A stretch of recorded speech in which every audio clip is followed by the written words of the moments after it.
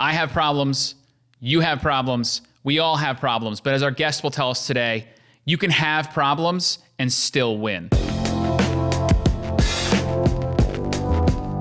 right, welcome everyone back to the Get Over It podcast. I am your host, Dr. Christopher Fasano. We have another great guest today. Before we get to our guest and this episode, I just want to remind you guys to visit podcast.overit.com. You can find more information about this show, our producer, Adam Claremont, Overit Studios, and all our previous shows. There are also links to the available pod players where you can find this show. It's a lot easier to listen to them on podcast players like Apple Podcasts, Google Podcasts. You can also subscribe to those to make it easy. The show will go right into your device. You can also subscribe and watch the interviews on YouTube, so make sure you check that out. Give a subscribe. Tell your friends and subscribe. Leave a review. Let us know how we're doing. We always like the feedback, and it also will help the show in its rankings. So today, our guest is Ryan Hanley.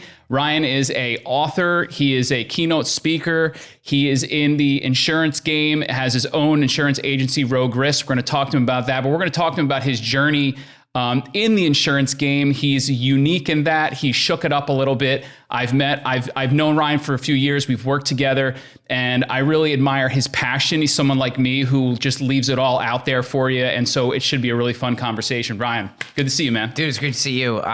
It's been too long since we got to share space, so this is fun. This is great, and I always enjoy having conversations. I remember just when we were working together, we went to the city for something, and we would just randomly converse about random topics. Yeah. And it's always fun. So I have a lot I want to talk to you about, but you have a really interesting journey. And on the show, we get into the journey and we find places where you had to get over things and get through things. So I want to go back. I believe, if I remember right, you were a math major. Is that right? Yeah, University of Rochester. Okay, so like me, I was a biochemistry and molecular biology major. You're a math major, and I don't think we fit those molds when people meet us, right? As the traditional what a math major someone might think of, or like a biochemistry major.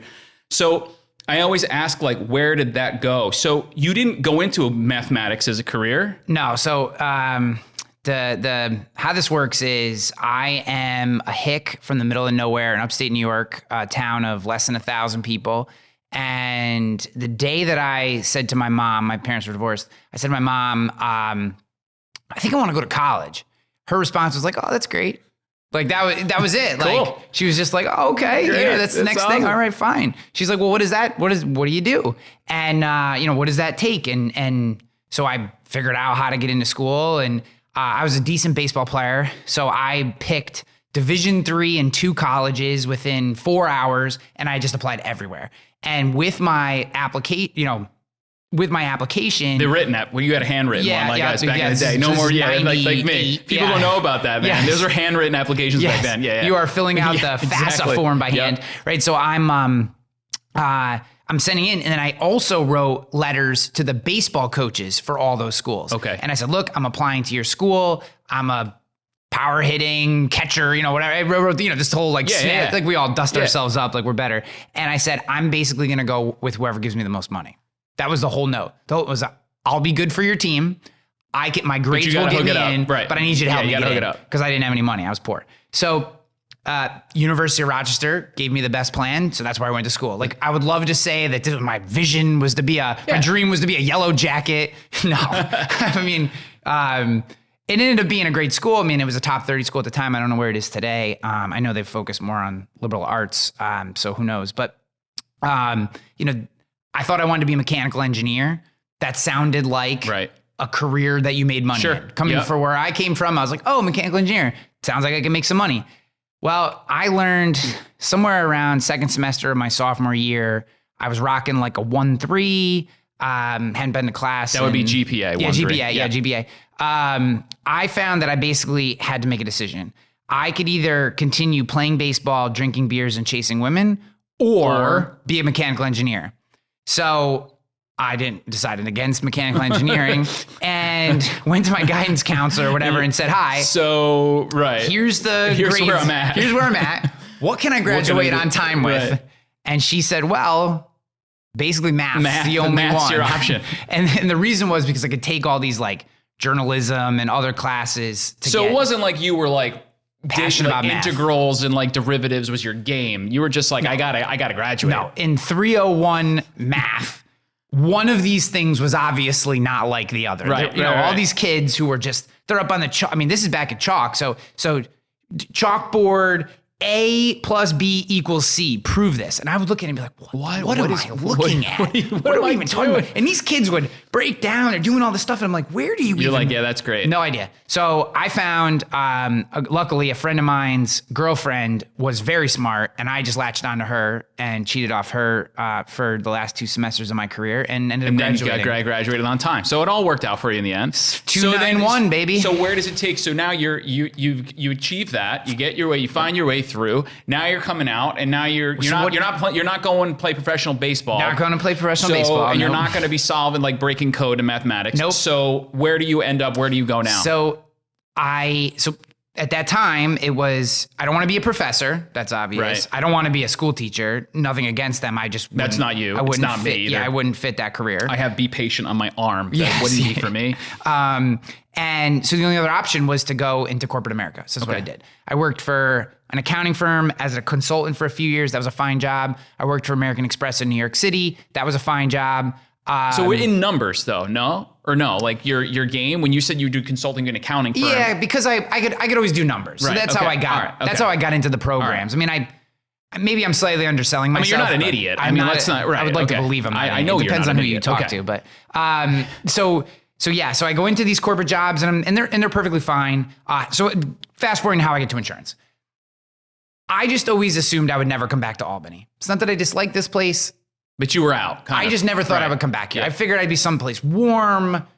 I love the ocean. I figured just someplace else. And I figured whatever female I ended up shacking up with, wherever she was from or wanted to go, that's where I would go. That's your new home. And I ended up finding who turns out to be the love of my life. And someone back in Albany. She's from Albany. So how the universe works. She's from she grew up in Bethlehem, and her dad owns an insurance agency here in town, the Murray Group. And it was 2005, I think, 2006, and we were living in New York City, and we decided we wanted to move home. And kind of the writing was on the wall that we were probably going to get married. And this is like out of a mafia movie. We're at a Christmas party. He taps me on the shoulder and says, hey, I want to talk to you. Pulls me into the office, this high back leather chair. Like one of those offices you see where like looks pretty, but it has no function at all. Exactly. So we're sitting in this room and he said, hey, I heard, Lauren told me you guys are thinking about coming home. What are you thinking about doing? I said, well, I don't really know. Haven't really enjoyed being a consultant. I was thinking about sales. And he said, well, what do you want to sell? I mean, this is all going someplace. Finally, he basically says, look, I want you to come work for the agency. I'll teach you how to sell. It's a good career. If nothing else, you'll learn how to be a salesman and you'll make some money. I think basically he wanted to guarantee that his little girl wasn't going to be married to a bum. Right. I think that's what he wanted. Right. So he was like installing something. Yes. Was she working for the agency at the time? She was actually working for Marsh & McLennan, which is for anyone who doesn't know, it's one of the largest insurance brokerages in the entire world. So she wasn't in the business. Not yet. Okay. But she does now. She does now, right. She does now. Right, yeah. So, but at the time, no, it doesn't matter. And you know nothing about the insurance game? Nothing. Okay. Nothing other than I know it exists. Right. I had bought car insurance. And you have insurance of some sort. I'd had car insurance before. That's all I knew. So I kind of boots on the ground producer. I put 50,000 miles on my car. I'm selling policies at people's kitchen tables at 7 and 9 o'clock. I mean, today. So you're out and about. You're out and around. Constantly. So for 8 years, I did that. And in the first 2 years, I realized right away, I am a terrible salesperson. Like a traditional cold call, knock on doors, hound you for stuff, insurance salesman. I'm terrible. It's not an easy game, right? You have to have a certain disposition. Yeah, I know. You have to be willing, and I think you have to get over those barriers where you're like being intrusive and it's annoying. Like you can't think like that. So now I know. Now I know the basics of it. At the time, I didn't. Like my father-in-law. I got a world-class education in insurance. He is one of the best professionals. The way he handles people, the way he handles his customers, it was awesome. He wasn't the best insurance sales coach. Right. He had just done it for a really long time. Right. So it's hard to teach sometimes. Yes. By watching him, I picked up on a lot of stuff. But like some of the emotional stuff, like now I know to be a good salesman, the key is to disconnect yourself from the outcome. Correct. Don't care about the outcome. Right. You just got to go for it. You just got to keep going, keep talking, keep working. Someone says no, thank you, not the right time, move on to the next person. Yeah. If you can disconnect from the outcome, just that singular concept will change your entire career. Okay. I didn't know that at the time. So what I did like to do was educate people. I like to talk. It's probably obvious at this point. So I'm just learning these coverages, and I had this like epiphany one day. I had a woman ask me, I was writing home and auto for her, and she asked me about underinsured motorist coverage. And I kind of like bullshitted my way through the answer. Weird. Yeah. And I kind of worried. And I got back to the office and I was like, man, I couldn't give her like a good, solid answer. So I went and I had a book that I learned to take the test. I knew enough to take the test, but I didn't know how to explain it. Wasn't right. Yes, it wasn't at the tip of my tongue. So I read this page and I was like, man, how do like insurance consumers, how do regular people know this? If I'm selling it to them, I don't even know. No idea. So I don't know why I started doing this. I just started posting stuff on LinkedIn. And this is 2008 so this LinkedIn. Is early. This is way LinkedIn early. Is way early. You're literally just putting something in a box and it's going into a feed. There's no. And these posts were about different products, about things in insurance. What is underinsured motorist coverage? Yep. And then I'd put like 3 or 4 sentences. Yep. And it was getting like minimal traffic, but I got a couple people that would connect and, hey, thanks for this. I mean, it was brand new. So everything was kind of new at the time. So maybe I was a little lucky in that there was nothing out there at all. And then I said, well, this form isn't really working. It's too short form. There was like a limit on the characters and it looked like crap. And WordPress was just starting to become a thing. So I don't know why, but I created a WordPress blog, ryanhanley.com, which is now my insurance podcast. So if you were going, you wouldn't find this stuff. But at the time, I dubbed myself the Albany insurance professional. And at ryanhanley.com, I just started writing blog posts about insurance coverages. So every time someone would ask me a question about a coverage that I didn't know, I would go back, I would research that coverage, and I would write a blog post about it. See, the beauty of that is that you took something that on its face, I think people look to be inherently boring. Terribly boring. Right? And you're not a boring person. So the two come together and you take a boring subject, make it interesting to the best of your ability. Yep. And then I'm assuming as the content rolled into video and speaking, you were able to put your personality behind it. And that's kind of where it went, right? So what's really interesting about this from a content perspective, there's a whole nother, well, we'll get to that, I guess. But so I'm doing this. This is probably 2009. I'm blogging. And for the first 6 months, nothing happened. I felt like I was just shouting into the wind. There wasn't a great way to share it, really. There was really, like, Facebook was kind of around, LinkedIn was kind of around, Twitter was kind of around, but you know, there was RSS feeds were really big, but who wants to subscribe to that was like blogging game was hard. That was big then. That was when the blogs. And so you were trying to get people to connect to you. And I won't go into the nuances of that. That's a whole other thing. But it took about 6 months. And what I started to do was get bored. So I started injecting personal stuff. Like I'm a huge Buffalo Bills fan. So I started like putting little jokes about, you you can trust me because I'm a Bills fan, right? Like anyone who would take this much punishment in their life, now really. Josh Allen, but like at the time we had it was like just the days of us getting pounded on. So it was like, that if I'm willing to put up with this much pain and suffering, I must, you can trust what I'm saying. And what's funny is people started to respond to that. And people would make little comments. Oh, hey man, the Bills or whatever. Because you humanize yourself. 100%. And 9 months after I started, I got a call from a woman, and her name was Virginia. She's from, I think she might even still be a client of the Murray Group. I don't know. If you're listening, Virginia, thank you for being a client. You changed my life. She called me and she said, hey, I'm from Clifton Park. I've been reading your blog. I've been posting twice a week. And that must have been also, by the way, that must be like people are reading my blog. Because back then, it's not like you don't have the advanced analytics and you don't know what's good. You're putting all this crap I'm out like there. Vibrating. Yeah, I'm like, oh my wow, God. Someone knows what I'm doing. And she, I joked that she changed my life. She really did. She said, hi, I've been reading your blog. Thank you for doing it. And I'm going to send you my stuff. I'd like you to tell me what I need and send it back to me. And I said, oh, you're looking for a quote. And she said, no, I don't want a quote. I want you to look at my stuff, tell me what I need, send it back to me, and I'll send you a check. She was already sold. She had spent enough, whatever her amount of time that she needed to spend, she had spent enough, and she was a management consultant, so she needed home and auto and an umbrella, and then she needed some coverage for her management business. Right. So it wasn't a big account. Right. But she basically was saying, I've read enough to trust you to say that I don't care what the price is. Right. I know you're going to take care of me. She made a connection to you. Right. Yes. And associated the products to you. And it was like if this were a cartoon, there would be there would be just things going off over my head. It was like, oh my God. So you don't have to sell the product as so much as you have to make people believe in yourself as the person selling the product. And trust that we have their best interest in mind. Right. And that changed my whole career. So then I started blogging 3-4 times a week. Traffic started to go up. Because you saw the potential. Yes. And then the real game changer was, so now I'm bringing all this traffic into a site I own, not the agency.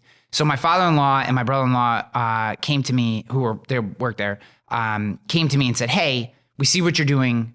Would you want to do that for our site? So they gave you license. They didn't care. I mean, at that point, nothing was happening. But now, right, like they said, Ryan, go ahead and do this. Yes. Okay. So basically around this time, my brother-in-law and father-in-law, I had kind of tossed out the idea to them that I would prefer to do it on the agency's website because there was like this barrier, right. like you had two separate situations. They're looking at RyanHanley.com.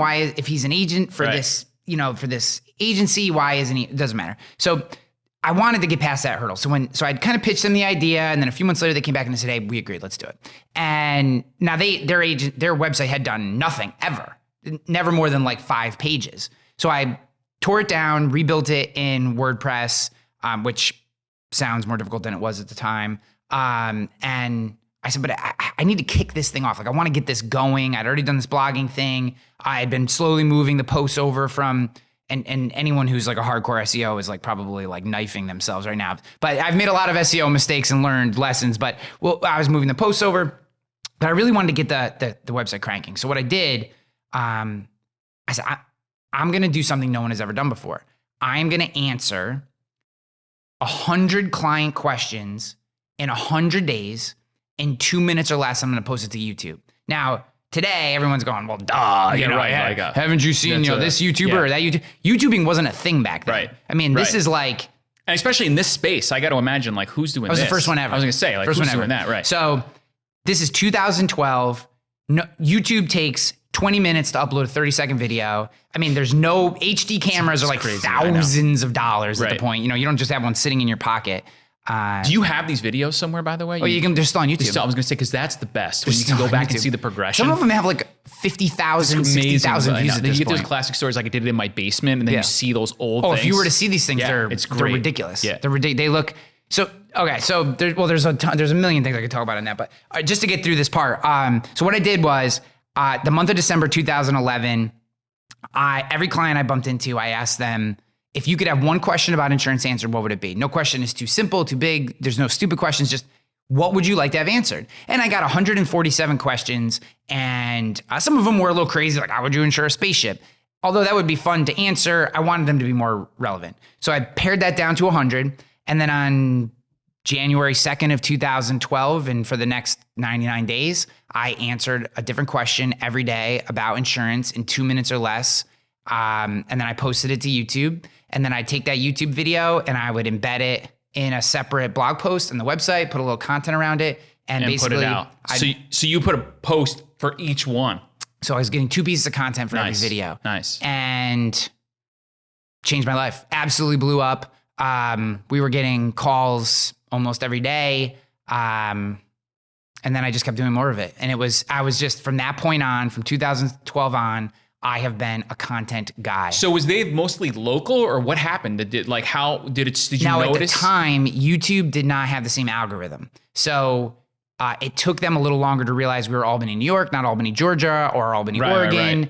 Right. But then once they dialed in on that, then we started to it was a lot of people, a lot of New York City, Albany, and like Syracuse East. We didn't get a lot from Buffalo, but this part, anyone who was searching, there was no one, again, I don't want to get too nerdy about this topic, but like Google's sole purpose is to provide solutions to problems. Right. If they don't find... And that's the exact thing you were doing in a space where there wasn't a lot of resource like that. I'm answering questions. And it's a lot. It's constant. Yes. Yep. I'm answering questions that no one in history has ever answered and put onto Google. Certainly not in video form, in a platform at that time they had bought that they're trying to promote and build. So I am just feeding the engine.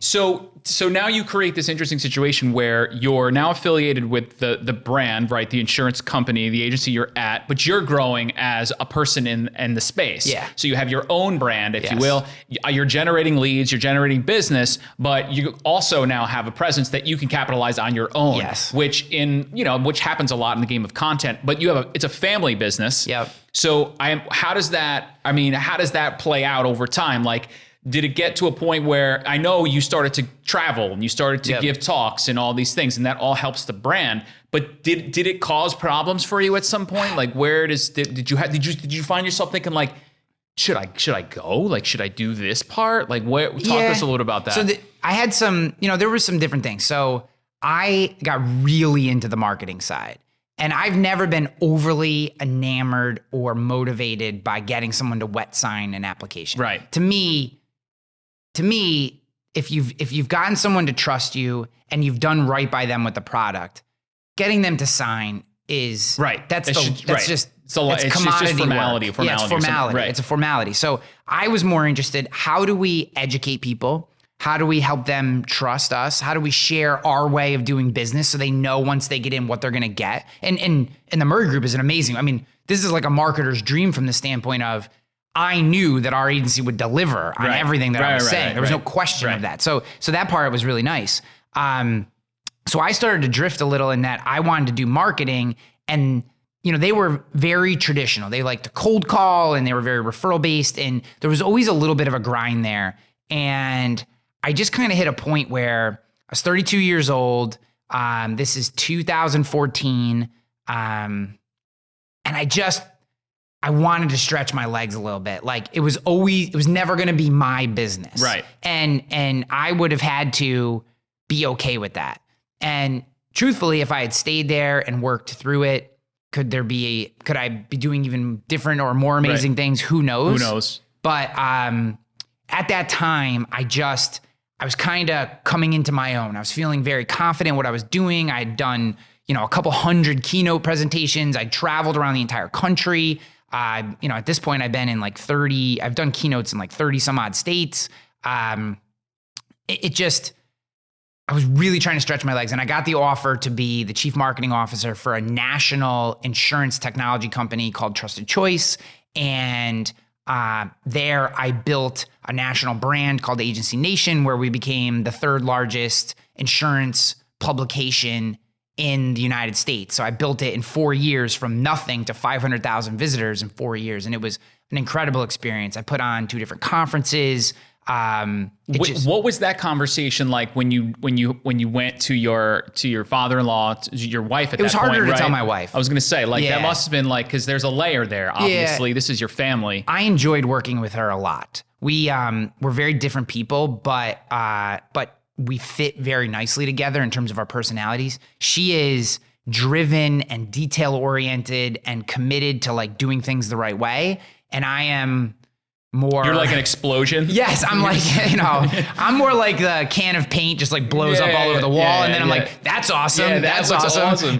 Where she's like, now we need to clean the paint up. Exactly. But it works really well. And I say that like there could be a lot of friction, and like all relationships there are, but we do work really well together. And it was really hard to leave that. I think my father-in-law and brother-in-law saw the writing on the wall. They kind of knew that I kind of need to stretch and go and see what was out there. And I did that for 4 years. It was awesome. I became the number 2 at that company. I was basically the CEO, then me. And I had a team, 20 direct reports. I was running all of marketing, all of sales, the conference, all our communities, all our content. It was really an awesome position. Talk about some of the challenges that's a big difference from the role you went to. Yeah. So like, did you? It felt natural. It was fun, to manage to do all that. Like, you liked it. Loved it, every part of it. Okay. To be honest with you, I don't. If I'm blessed with anything in life, it's that I don't give a shit what people think. Right. So I just try to do what's right by people. And I don't mean that like I don't care, but I don't let people's negativity or questioning, I don't let it, it doesn't impact my self-worth. So I to me, it was, I just wanted to go. And what I learned there was there started to hit a point where I was overshadowing the CEO because I was big and I ran the conference. Right. And by big, I just mean I had a podcast and I was writing and I was speaking. I was doing what I do.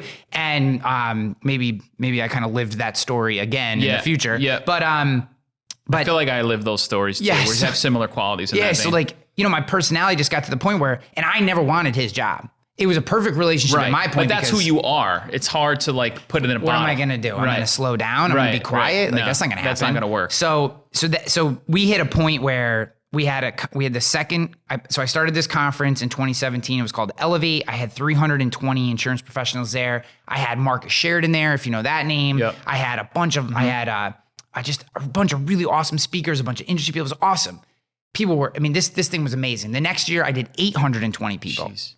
So leading up to the second year, 2018, the CEO stopped talking to me for 3 months before the conference. I didn't have a word to him. The first time I spoke to him in 3 months was the day I showed up in Cleveland for the conference. And from his perspective, I was trying to take his job. And he fired me 2 weeks later after this conference. I put on an 820 person conference that absolutely blew the doors off the industry. It was like we had 600 of those 800 people sign up at that conference for the next year's conference. We were going to do like 15 or 1,600 people the next year. He fired me 2 weeks later. I never understood. We've had a similar conversation about this. I never understood that because in my mind, if I'm in that role and I got someone like you or someone doing that, like it makes my job easier. It's ego. That's all it is, right? Because like it makes my job easier. I'm going to make more money. Things are going to be there, but you just can't shake that. It's like, it's all in that ego, man. And I get it. I to be honest with you, I understand it. If I was in his position and there was someone like me I was about 8 years younger than him. People coming up to you, right? People are thanking me for things, and he's going, wait a minute, I'm the CEO, and they're thanking him. And I probably could have been a little more, now today, I would have understood that dynamic and I would have probably repositioned some things and done some things to prop him up so that he knew so he felt like where he was. Right. But at the time, dude, this is the first time I've ever experienced this. I am fully basking in the glory that was, holy shit, this thing is working. Right. Like these ideas are happening. Right. Like we're driving people. This is working. I'm like, oh my gosh. And I don't mean like I don't think I was being egotistical. I just wasn't considering the way that he would feel in that situation. So now you're out. I'm out. So now what? So you're like, great. So the good news was I had so much brand energy at that time. I parlayed it into, I took the chief marketing officer role for an even larger insurance. So you just moved on to the next. What are you going to do? Right. And that was a good job. I had that job for 9 months. It was fun. It wasn't a great fit for me, but it was an awesome learning experience. And then unfortunately a family member got terminally ill and I had to move home. Okay. And this is where our stories started. You were traveling though, right? Like almost every week. Okay. So I remember that when we crossed paths, you were all over the place. So the headquarters for that company was in Columbus, Ohio. And then my main role as chief marketing officer, even though technically it wasn't really a content position, it was much more of like an enterprise BD position. Okay.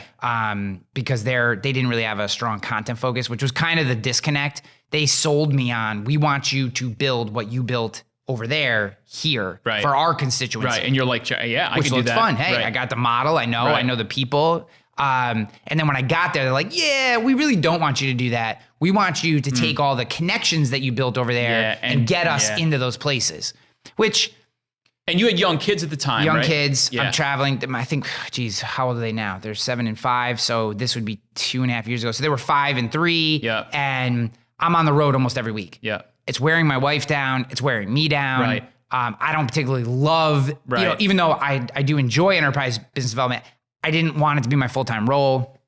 I have no one reporting to me, and I haven't done, if you've spent any time in leadership and then all of a sudden you go back to everyday tasks, it's like, I'd rather just take a knife to the eye. So, I'm doing everything myself in this role, and it's just, wasn't a great fit. Doesn't matter. So I probably wouldn't have left at the time that I did, but I had a family member get terminally ill. I had to move home. Right, you had to be home.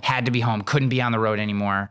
And then you took a local opportunity. That's where we crossed paths. We don't have to talk about that too much because I think we would suck up way too much time. Yeah. And then you end up. So I basically relived Trusted Choice again here. And then And so then you decide to get back into your own. Now you're in your own game. So did you say after the experience of our previous where we crossed paths, you're out and you have a choice. You can go work for someone else again, or you can do it on your own. And before that, did you consider going back to Murray at all at that point, or no? Were you done with it at that point? I did consider it. Okay, but I had so to answer your question, and I'll answer that one. At 8:36 a.m. on October 6th of 2019, I'm walking through the parking lot to my truck after being summarily canned again. And I said, I'm probably not a great employee. Maybe this is the universe telling me, exactly. I'm not a great employee. I did feel like I had leadership qualities, and what I had been able to accumulate over my insurance career was 50,000 conversations with people from every aspect of the value chain. I'd been on the 42nd floor of Travelers in Hartford and Chubb. I'd been in Boston at all of those insurance. I'd been in technology companies and agencies of every size and scope, corporate, single person, family owned. I had been in associations. I had this network and wealth of I just been privy. Right. You've just accumulated all this stuff over time. And I had derived what I felt was an agency of the future. Like what I didn't think was in the market currently, and what I thought I had the potential to build to fill that gap. And it always been in the back of my mind, but I don't want to be offensive. Maybe I didn't have the guts, we'll say, to take that on. And when I got that termination letter passed across the table to me, I was just like, this is the time. Yeah, like what this is the universe saying. Right, like I can't do it. I don't want to do this again. I don't want to ever have some guy or woman or anyone, or however you self-identify, push a letter across the table telling me that I'm not good enough for their company. Right. Like screw that. Right. Especially when I know that that's not the case. So, which is the hardest part. Right. When you honestly can look in the mirror and feel like, and this is not just the most recent one, but pretty much all of them, I only give 100%. Right. I don't know how to do anything else. Doesn't mean I'm always right. It just means I feel like I've given. Plus, there's stuff behind you to show for it. It's not like it's just you thinking that. Yes. There's clearly stuff you leave behind. So that all. So I'm walking to the parking lot. Call my wife. I said, "You're never gonna believe it. This just happened." She's screaming in the phone like, "Are you kidding me?" Whatever. And I just said, "I'm gonna start the agency." And she said, "Are you sure?" We kind of talked for a second. And I said, "Well, I want to talk to your dad." And I did. And he was great about it. But what he wanted and what they want to be, which is amazing. And if you're looking for home and auto insurance and you live in the Albany area, there's no one better than the Murray Group Insurance Services. I'd say that all day long. My vision was different. It's much more, I wanted to,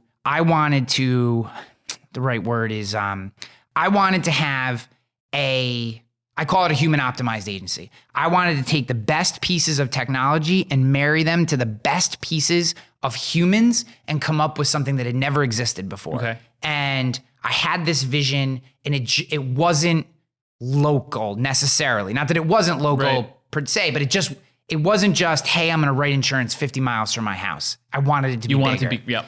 And everything about it was, this is an idea that if we can make it work, 1 is going to be incredibly valuable. 2 is going to help a ton of people. 3 could change the course of what our industry believes is possible for serving customers, because there's a major grind between what insurance consumers want and what they're currently getting in most cases. And I feel like what I'm trying to build is bridging that gap, is showing that you can have something that's easy to do business with and know that there's a human that you can call who's going to help you if you need that. You can have both those things. Which really does matter, right? I think it does. I think it does too. I think it does. So I kind of ran my idea past him. It was immediately obvious, though. I love my father-in-law to death. And he's an amazing guy. And one of these days I'm going to beat him at golf, even though he's like 30 years older than me. It was just obvious that wasn't the right fit. Right. And Rogue Risk was born. So that was it. So you started that, when was this now? March 9th of 2020, 7 days before the zombie apocalypse hit upstate New York, otherwise known as COVID. Oh my God. So that's a whole nother game like that. I mean, did that I mean, you're starting this. You don't have an office. You don't have an infrastructure yet, right? So we use the Troy Innovation Garage, the co-working space, as our physical location. So if someone wants to meet us in person, that's where we would meet them. It's professional. It's great. I love Tom. I love the team down there, Leela Rutherford and everybody. But we don't have an office. Right. So now you were just telling me you have how many people now? So we have 4 people. Okay. One lives here in the Albany area. Then I have one outside of Chicago, one down in Florida, and one in the Philippines. So I want to really, as we get through, like now we're at your journey, we're at your current, I want to understand a little bit. You're a guy that you have had tremendous success, but you've also had those tremendous drops. Yeah. Right. Yeah. And like, kind of like Bitcoin. I'm like the Bitcoin of careers. Exactly. That's exactly right. But that is life, man. Yeah. That is life. I know you talked about someone in your family had a terminal illness. Like that is another, like something that I'm sure pulled you and your family way down. This is what I always say, in the life is this perpetual hailstorm. You're just looking for a break and a little bit of sun. And when you get that sun, you got to go for it. So when people are listening to this, they hear it in your voice. They hear the things. You can go to ryanhanley.com. It's still out there, right? That's where your show is. Yep. You can go check it out. You can hear in your voice, but we're not immune to failure and to drops. So I want you to talk a little bit about how you got through those parts where it was dark or down, and what did you allow yourself to go there? Oh shit, yeah. Like what? Tell us a little bit. I hope I'm allowed to swear on the podcast. I don't know if Adam will yell at me, or he'll put like a kaplow over my face, like in Batman. How do you got over those things? Talk to us a little bit about that. Yeah, so I launched the agency on March 9th of 2020. March 16th, the Honorable Governor Cuomo decided that we should shut our state down, and did. And I didn't sell an insurance policy for 3 months. So here I am launching a business. Right. How we make money is selling insurance. Right. And you got nothing. And I can't sell policy because we're all scared. I mean, I'm being facetious about my tone. But we're all scared. We're all in our houses. We don't know what's going on, and no one is going to take a call from an insurance agent. Hey, I want to save some money on your business insurance. So I don't. So now, at first, I'm like, we'll get through this, boom, and I'm going to do this stuff that needs to get done while this crazy time is going on, and then that kind of turned into, well, geez, it's been 3 weeks and it's been 4 weeks, and now the stress is starting to stack up a little bit. I mean, because even though we don't have an office, it still costs money to run an insurance agency. Sure, like you got to have licenses and all kind. There's a lot of stuff that goes into it that is like technology driven and licensing driven and all this stuff. So I'm spending money, and no money's coming in, and it's not even like there's a pipeline. There's just no hope. Just my pipeline in my CRM is just empty, and it was brutal. And then I'll have a beer at the end of the night to relax, and then I'll have 2 beers, and then I'll just get drunk on a Tuesday because I'm really stressed. Right. And then you stop working out and you start eating, and which is so many people during this time. Yes, and everyone goes. I'm not alone in this, but I let myself. And what was weird was I still was working out, but like I was just in a very dark place. Yep. It just was tough to be optimistic. It was tough to be energized because it's like I have this vision, and I feel like there's an anchor. Right, it's just holding you down. And I can't, I can't get to the air. It's like my mouth is like constantly the wave, each new water wave is back. like putting water, like I just can't get above the surface. And then, maybe I'd sell one policy and then it would go a week without selling another one. You're like, oh my God. And people may not realize this, but you don't make a lot of money selling insurance. You have to sell a lot of insurance to make money. Like you don't get rich on one policy. Right. So like, okay, I made a couple $100. Great. I got to keep going. I got to sell 1,000 more. Right. But did that give you anything, those couple, or no? It's no, it was tough. The summer started to help, right? So the sun comes out, got a little better, we started to go outside, and that started to help. And then life started to come back. I mean, naturally, July, August, but it wasn't until really August or September that we started to kind of hit our stride. And I am alone. Right. And I'm self-funding. Yep. So it's just my bank account going down. I'm all by myself. I have no one to call. Everyone's kind of dealing with the same thing. So it's not like everyone can give you like great advice. And it was some pretty dark times. I mean, again, the reason that my wife and I think make such good partners is that as much as at the moment I may not appreciate it, she is able to give me that candid feedback of like, you got to get yourself together. Yeah. And really, you said life's a hailstorm. You're looking for the sun. You need to take it. I kind of think that the way I view it, and maybe philosophically I have an issue with just in general the way our culture is currently moving, but life always sucks.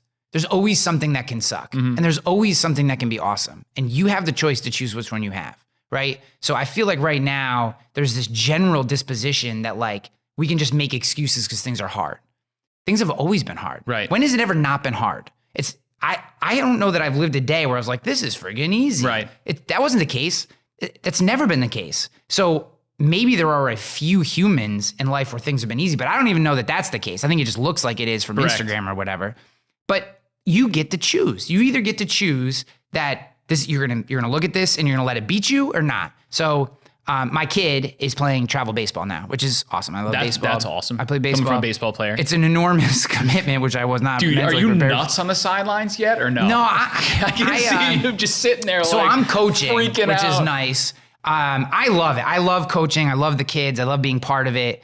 I can definitely see how people get a little bonkers, though. I would love to believe that because I unfortunately think the people that get really crazy never actually played, which is the problem. Right. When you see people, those super guys, the guys who I know who played, they're more measured. They just get it. Yeah. They get what's going on. They understand the process. Like being a freaking idiot doesn't like if you didn't get to the next level in any of these sports by being an idiot. So when you see those people, you're like, that person's doing that because they never really got there and don't know what it's like. That's a whole, maybe that's a story. Maybe that is a microcosm for life. But like I said to my kid, so, we started in January with practices and we've been practicing ever since January. And in January, he was terrible. 7 years old. Couldn't catch. He couldn't barely throw. He couldn't barely hit. Right. But he committed himself to it. And about, maybe it was like a month or so ago, he had like a regression. Now again, he's 7. So the fact that he is like functioning on the baseball field is amazing. But he had a regression. I could tell he was getting really frustrated, and he, he's saying, "Dad, this and that and this." And I said, "Look, man, like, because I treat my son like an adult, even though he's 7. Right. I do that too to a fault sometimes. I feel like, but we listen to hardcore gangster rap. We just got into I kind of layering him through like we're in the dirty South right now. So. It's funny too because it's really I don't want to digress, but like my kid got this thing and it was like name your favorite musicians, and in class he was like, "Dad, so we're talking about," and I was like, Jay-Z and whatever, and everyone's like, "Who's Jay-Z?" And I'm like, "That's my boy right there." They know like the kid pop version or whatever. That's my boy right there. They got to choose walkout songs, and Duke chose "Regulate" by Warren G. And I was like, "Yes, dude, yes." Just because to go that era, that was such a good era for rap, but doesn't matter. So you were saying that you treat him. Yes. So I said to him, I go, "Look, dude, like you can let this beat you and define you, or you can step the fuck up and go do it." And I literally said that to him. I said those words to him. I said, this is your choice. If you want to, however you want to be, I'm your dad. I'm here. I'll coach you. Right. You want to go to the park every day and have me hit grounders at you? I will go to the park. If you want to go 2 times a week, I'll go 2 times a week. Right. It is your choice. Right. You can be as good as you want to be. It's what you have to choose it though. And there are going to be days where you can't catch a ground ball for whatever reason. It's hitting your arms and it's hitting your legs and you're frustrated and the field is wet and blah, blah. And those days are going to happen. And we just get through those days. Right. And but he has you to go to if he feels in that place. Yeah. You have provided a space and you said, "Look, man, do this." But he knows he can go to you if he's feeling if he gets into a rut. Hopefully he now knows he can go to you. Sometimes as an adult, like you were saying, you had a beer, then it was 2, then it was whatever.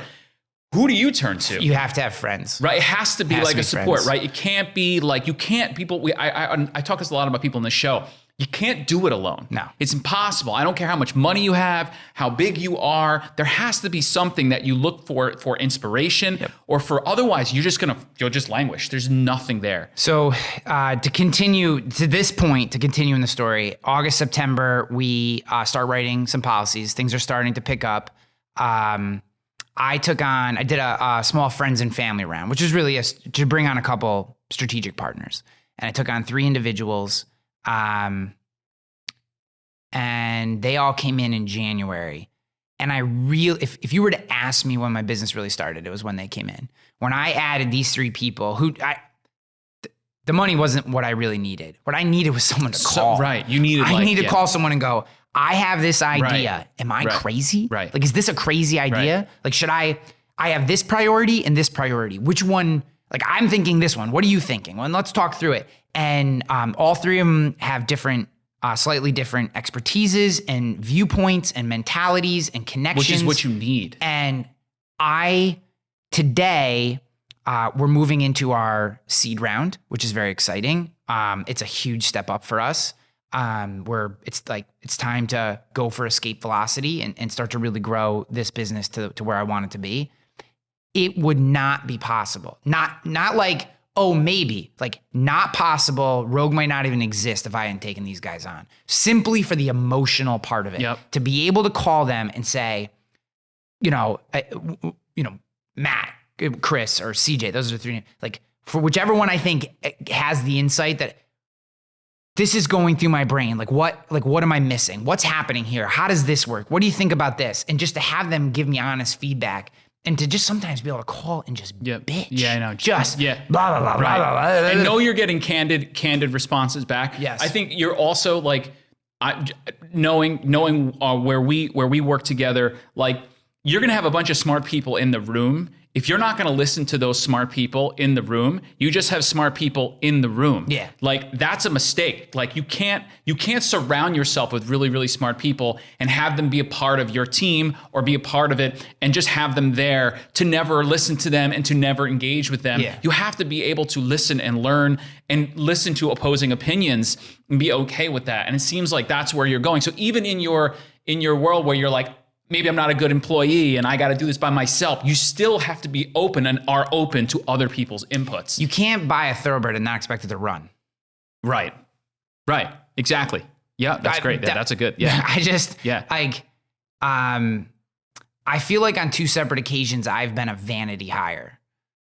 You think so? I think so. I think that, and this is going to sound egotistical, I don't mean it to be. I think that because of my online presence, because of the way I present myself, to someone who maybe is I think can't do those things, looks at it and goes, wow, this would be great to have part of the team. Right. And then they get me in and they're like, oh, but now he's got like opinions. Right. Now I got to control that. Now I have to listen to this. Right. I'm not interested in that. Right. And it's like, I'm all for being a team player and I think that I can be. To be honest with you, I love being a team player. One of the mistakes about Rogue is, like, in a perfect world, I would have had my wife or someone like her, like some detailed type A driver as a business partner who would have been, and in that world, I think we would be even farther along if I had taken a business partner, right? And formed this company together with them, because I think I can play in a team. But to your point, I personally do not have the personality, and I know a lot of people like this. If you're going to ask me to be on the team, you're going to get all of it. You're getting me. You're getting all of it. Just like, and not just me, there's a lot of people like this where I think I had a friend of mine. She's one of the most creative, interesting people. She does triathlons and she's super creative. And, she was hired to be the chief marketing officer of a company. And then they didn't want her to do video. And I'm like, she's like the video, like when she's on video, she lights it up. You know what you've got. Yeah, she's like a female Casey Neistat. I mean, she's just got the camera moves and the tricks and the lighting and the intro, all this stuff, and great at the messaging. And I'm like, but then you're gonna tell her not to do video? Like what? And then it's like Mariano Rivera, like, don't throw the cutter. Yeah, hey, go play right field. Hey, Mariano Rivera, go play right field and don't complain about it. I don't understand. Like it's, so I think as a leader, it's important to know, so there's a bunch of lessons here, right? As an individual, if you're going to join a team and you feel like that kind of person, you're on that side of the whatever chart you're on. Understand, like, when you join, be very diligent in figuring out where your voice is going to fall and how it works, and be comfortable. If you get a feel for, look, we want to hear your voice, but you're not going to get a vote, at least today. You have to join and be comfortable with that. Right. And then maybe you work your way in. Right. Okay. Or say, hey, look, thank you so much for this opportunity, but I really want to be part of the decision-making team. That's where I'm at in my career. What you can't do is go in knowing what you're going to get and then complain about it. Right. That's where the problem is. Yep. And I made that mistake a couple times not properly vetting the opportunity to understanding the situation. Right. And then when I came in, I was like, okay, here I am. And they're like, yeah, but we don't really want that. Yeah, we don't want that. So, and then as a leader, I think you have to, the other side of it is just as true. When you bring someone in, you have to let them know immediately and set a standard. Look, and tell them up front, like where you're at today, here's where you fall, and here's how much of your voice gets added to the conversation. Right. And then there's either more upside or there's not more upside. Right. And, and I recently had this with the very first person in the US. So my very first hire was from the Philippines. He's awesome, still with us. But then my second hire, she lives here locally, and she came in as an account manager. And it was clear to me in like 2 minutes that she was not an account manager. She has moved to our operations role. She's just driver, detail oriented, has no qualms asking questions, has no qualms getting stuff done. And it's like, I could have forced her to be an account manager. I could have done that.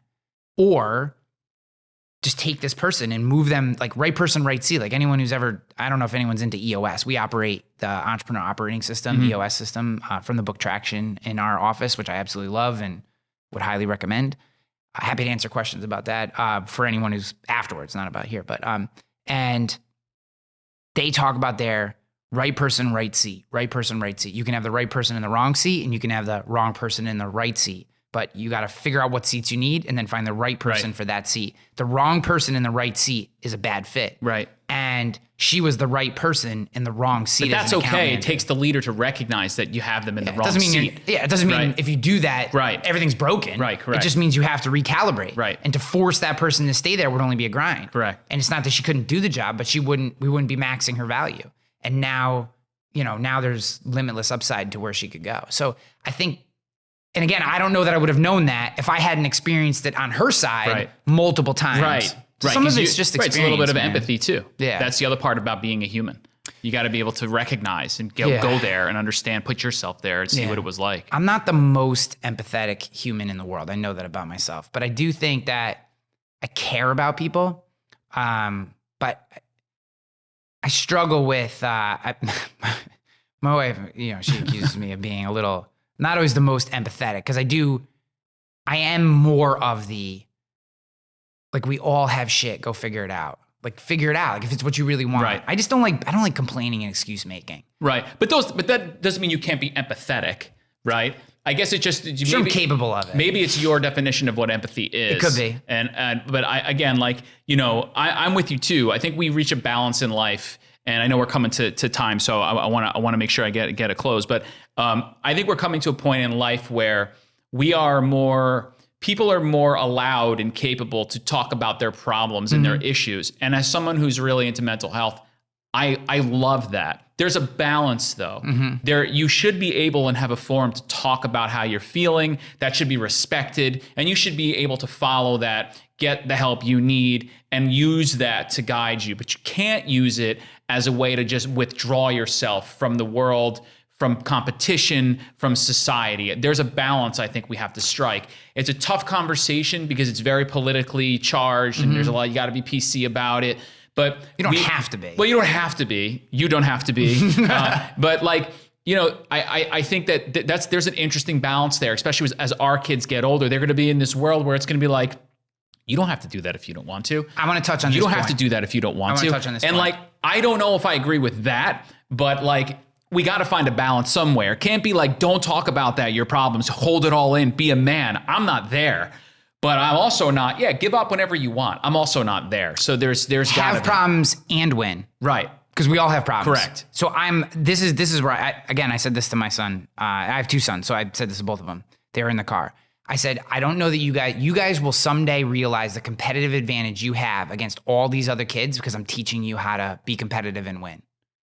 Right. Because I'll tell you right now. Because the other people, competitive alpha humans, not just men, but women, or again, however you choose to self-identify, competitive humans are going to be the exception, not the rule in the foreseeable future because of the way we're raising them. Where, I have an excuse. Okay, no problem. You're good. Right. And you could say, that everyone gets a trophy stuff. I see it every day. I see it on the baseball field. There is a clear delineation between the kids who can make excuses and get away with stuff at home and the kids that can't. I know. I see it too. And the kids that can't, they are outpacing the kids that can.